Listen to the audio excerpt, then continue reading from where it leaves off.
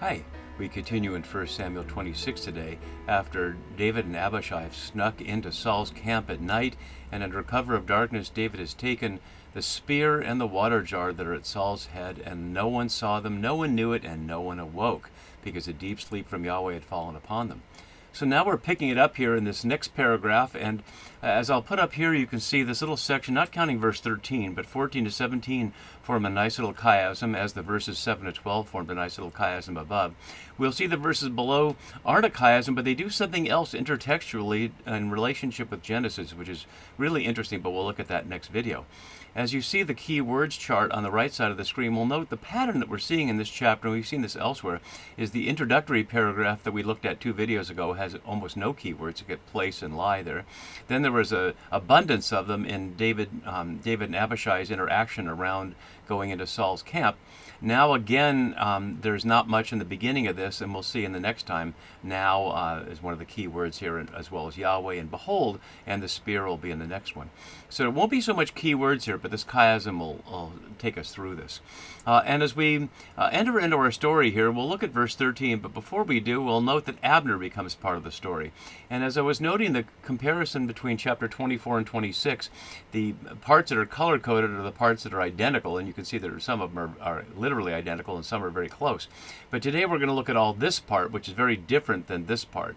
So here the issue was not only that they were in a cave and now they're not in a cave, and this was daytime and this is nighttime. Here in chapter 24 it seemed as if Saul and David were the only ones there. They're the only ones mentioned, even though they each have hundreds or thousands of people. We saw Saul had 3,000 and David had 6,000. Now though Abner is addressed, and although Abner will not answer, he becomes an important character. So we need to look and see what do we know about Abner so far, and how is this connecting us back to earlier in the story. So as we see when we get to verse 14, David calls to Abner, and all Abner replies is, "Who are you that calls to the king?" And so that connects us back to all these previous scenes. So let's look back at the beginning in chapter 14, near the end. We were told that Abner, son of Ner, who's Saul's uncle. So Abner and Saul are cousins. And what that highlights is this is just a family affair. We can think, as the translation sometimes presents it, as if Abner is the commander of an army, like this is like a general in a major nation or not. But this is not what we're looking at. We're looking at a small regional situation, as we've seen in the Bible Atlas, really just this little area here where Saul's home was in Gibeah and Samuel's home in Ramah. And now we've been down where Nabal was in Maon and Carmel, and we've been in the wilderness of Ziph. And David went as far as En Gedi. And although one time he went to the south in the wilderness, the area that Saul controls is really just this little area here. So we shouldn't be thinking of modern monarchies, but really just a family relationship as we get Abner back in the story. So the next time is in the end of 17, 3 chapters later, and of course it's around the story of Goliath, which will also come up around David being on the other side of the hills, we'll come back to. So when Saul saw David go out against the Philistines, this is after he killed Goliath, he said to Abner, the commander of the army, "Abner, whose son is this young man?" Now, if we were to go back and look at the question of Saul's knowledge, we would think Saul already knew. But the question right now isn't Saul's knowledge. The question right now is Abner's knowledge. So Saul asks him, "Abner, whose son is this young man?" And Abner says, "As your life lives, O king, I do not know." He inquired, and then when David returned, Abner took him and brought him before Saul with the head of the Philistine in his hand. And the head of the Philistine, of course, draws us to the issue that David has taken the water jar and Saul's spear that is repeatedly said to be at Saul's head. So one other time we saw in chapter 20, the king sat upon his seat, as at other times upon the seat by the wall. Jonathan stood while Abner sat by Saul's side, but David's place was empty. So at this point, Abner is Saul's right-hand man. David's expected to be there, but the deal that Jonathan and David made left him away from there to protect him. And the next time we'll see him is after Saul is dead in 2 Samuel 2, verse 8 and following, in a very dark story that we'll see there. So when we get into our story here, when Abner is asked the question, "Who are you that calls?" It's activating the question that Saul asked earlier, "Abner, whose son is this young man?" And we'll see how that plays out as we go. So let's enter in our passage, going back to verse 13 here. And as Borgen notes below, whereas the first encounter between David and Saul in chapter 24 was up close, here it is at a distance, expressing the less passionate exchange between them that follows. And that's part of it, but I also want to note this is explicitly trying to draw us back to the David and Goliath story, not just because of Abner's connection, because of the hill here. So we hear David went over to the other side and stood on top of a hill far away with a great distance between them. We'll look at those details in a minute, but this is not a geographic reference. If I were to bring up the map, and really just from this map, there's no particular hill here, and the description of the places that we heard at the beginning that we noted were paralleling what we heard back in chapter 23 are not known places, and so scholars can simply speculate that they're somewhere in this region. But the point isn't the specific place. The point is that the being on opposite side of the hill evokes this memory from chapter 17, when the Philistines stood on the mountain on one side and Israel stood on the mountain on the other side with the valley between them, and Goliath came and taunted them until David showed up to dispatch him.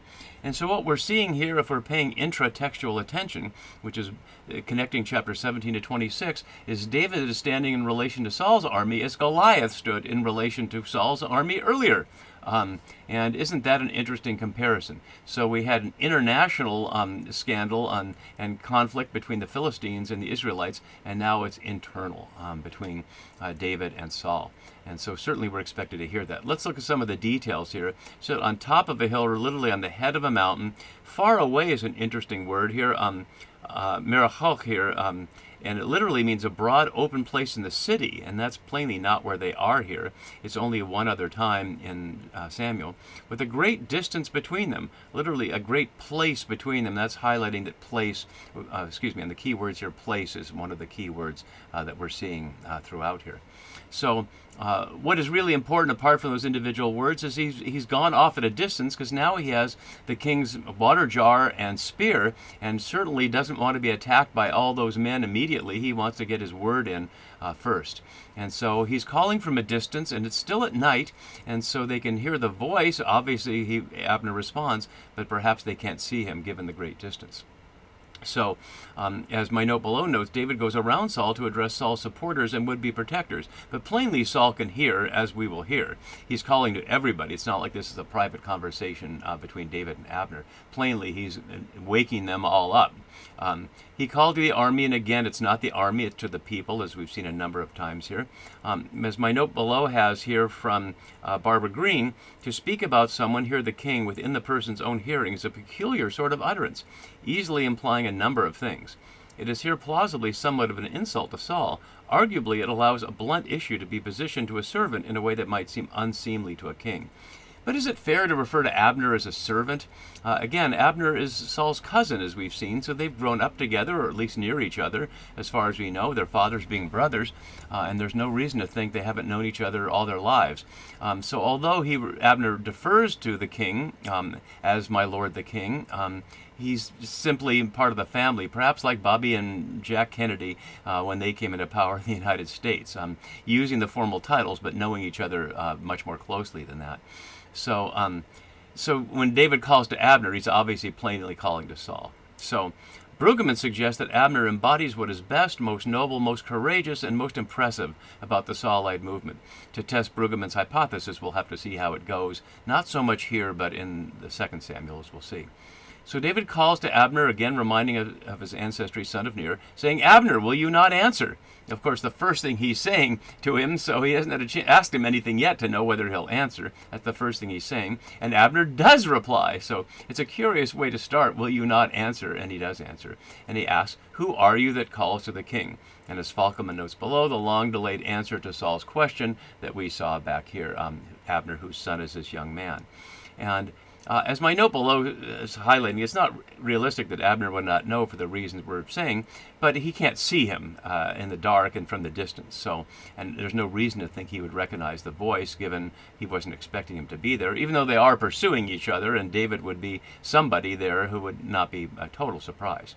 So as we move on here, as Falkman notes, verses 15 to 16, and let's get the whole thing up here so we can see what he's talking about. It reads like a legal proceeding. First, the person of the accused is introduced, then the charge against him, The failure is then judged and sentence passed, ratified by an oath. Finally, the condemned man may collect the evidence for himself.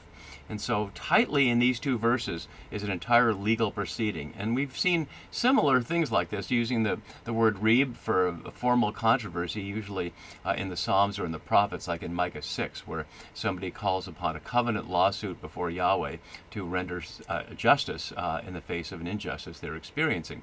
But this is not a court, obviously, nor is there any formal proceeding. This is someone on the other side of the hill yelling to somebody else off in the distance. So it's a curious setting for a trial scene. Let's look at the details here. So as Borgen notes below, David's concern for Yahweh's anointed was addressed to his own men. Here it is to Saul's men. So, are you not a man, which understates what it really says, are you not the man? Ha'ish here. And it's a serious honor insult implicitly laid on all the people who surrounded Saul for his protection. And we can only imagine, because Abner doesn't know yet what's happened. He has no idea yet that Saul's spear and water jar have been taken. So he hears David calling to him out of nowhere with this insult and must be wondering, what is going on here? So are you not the man, the one who is to protect the king? Who is like you in Israel? And whether that's a statement of comparison in the sense of Abner's nobility or strength, we don't know much about that, or simply in terms of his status as the right-hand man to the king, it can be read either way. So with those two rhetorical questions, he asks another one which isn't quite so rhetorical. Why then have you not kept watch over your Lord the king? The word for keeping watch, shamir, here is exactly as David did for Nabal's flock in 25:21, highlighting the connections there. So as David did for Nabal, Abner has not done for Saul. And notice Nabal's flock consisted of 3,000 sheep, and Saul's men are 3,000 as well. So the parallel between David in relation to Nabal's sheep and Abner in relation to Saul's men is very close there. Over your Lord the king, notice not our Lord the king, your Lord the king. And we've seen that phrase all along. For one of the people came in to destroy your Lord the king. And we know that both David and Abishai went in, but it was only Abishai who had the intention of destroying, using the word we saw here, using this word, and it's hard to pronounce because there's no vowels there, where David said, no, don't destroy. And we note at the time that the word was the strong word used in Genesis for the situation and anticipation and follow-up to the flood, and also about Sodom and Gomorrah. So as Abner's hearing it, one of the people, he doesn't say which people, one of their own people, one of David's people, notice he doesn't say one of my men, came in to destroy your Lord the king. And now Abner hearing that, can we imagine what he'd be thinking here? There's no evidence of it yet. David is just yelling from a distance. But here we get to the center of our chiasm here, which this thing you have done is not good. Literally this word you have done. And it's a rare situation where the New RSV translated as literally as this, is not good. Notice it's stating as an omission as an action. What he didn't do is described as this thing you have done, which is not to watch. And as Yahweh lives, connecting as we saw back to verse 10, but chiastically connecting here around the watch. You deserve to die is actually, as Yahweh lives, sons of death. There is no verb to connect them there. So it's really just this announcement. As Yahweh live, and speaking at them, sons of death. A very strong accusation against Abner. Because you have not kept watch over your Lord. Plural here, you, as Falkman notes, to make the army or the people jointly responsible. And so we see that again. And the chiastic changes the Lord's anointed. So on one side of the chiasm, it was your Lord the king. On the other side is your Lord, the Lord's anointed.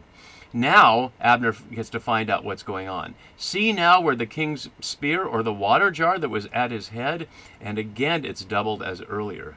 So at his head, yes, at his head. And now we can only imagine how Abner's feeling, but we don't hear a word from Abner. Abner must be humiliated here, ashamed in a deep way, realize, oh my God, David's right. How could this have happened? How have I get slept through all this? They don't know, of course, and David doesn't know, only we as readers know, that the reason is that Yahweh sent a deep sleep upon all those people. But how could they know that? And they don't ever claim that. And so our chiasm ends, and this is where we'll stop now, with Saul speaking instead, recognizing this is really not about Abner, but about him. Saul recognized David's voice. By Aker Sha'al, it called David. Suddenly we realize that in the dark, David had not identified himself to Abner. And the verb for recognize we saw earlier in chapter 23, and we'll see it one more time in 2 Samuel, and where it's an important verb. And recognize really does convey this, because recognize means to know again. And although the Hebrew word, it doesn't have that particular etymological link, it really is highlighting that point. It's not that Saul doesn't know David's voice. He obviously does, but he recognizes it. It's a familiar voice. And he said here, although David addressed Abner, only Saul speaks in response, and the question seems only to confirm what the narrator has just told us. Is this your voice, my son David? Echoing from chapter 24, as we saw. And it'll be 3 times in this section. And it's a really interesting thing, isn't it, that this is the response to Saul discovering that David and somebody else, they don't know it's Abishai, have come in and taken these things right from literally under their nose, under their head, under his head there, and could easily have killed him, like in chapter 24 with the corner of the cloak. And yet, the way these stories are structured, there doesn't seem to be any memory in Saul here as a character of what happened in chapter 24. Oh, you took this just like you cut off the corner of my cloak earlier. Highlighting that we're probably not to read this as a narrative sequence of 3 chapters, but as 2 versions of a similar story that are connected with chapter 25. As I've been saying throughout the videos on these 3 chapters, almost certainly these 3 are inserted into the ongoing narrative from 1 Samuel 23 to 27 as a complete unit from later, from the exilic period, addressing the question of how do we know Yahweh's voice, and how do we know whether Yahweh really wants it to have a monarchy or not. And so the response here, is this your voice, my son, is connecting us back to 24 and really highlighting how stylized these 3 chapters are. And our section ends today with David saying, it is my voice, my Lord, O King. And O King is unnecessary translation. It's the King, as we've seen earlier. So even though he addressed to Abner, your Lord, the King, now he claims it, my Lord, O King. And as we'll see in our keywords thing, now we'll move into a conversation between them, which will not only echo chapter 24, but will highlight a surprising connection to the Genesis garden story and the Cain and Abel story. But we'll get to that next time. See you then. Bye-bye.